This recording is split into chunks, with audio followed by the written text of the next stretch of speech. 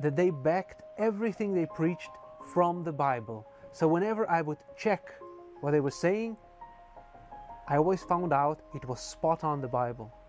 That was a turning point for me. Then one day I came across Doug's lecture about the Lord's Day being the Sabbath. I had to see that lecture. I mean, who in his right mind would still observe the Old Testament Jewish holiday? So I thought to myself, let's have some fun. I've seen some strange sermons, and why not add another one to the pile of nonsense I've listened to so far?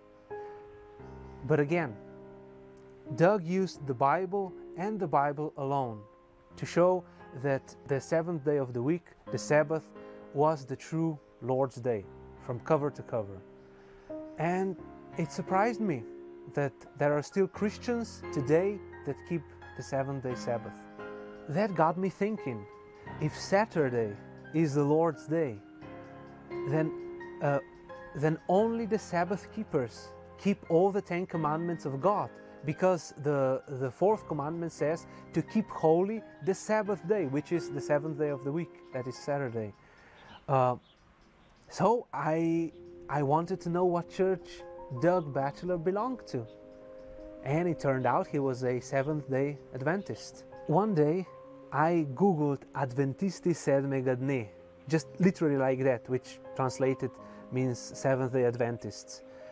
And to my surprise, I found out that there were Adventists in Slovenia, and there was actually a church in Ljubljana. So on March the 24th, 2012, I walked into an Adventist church for the first time.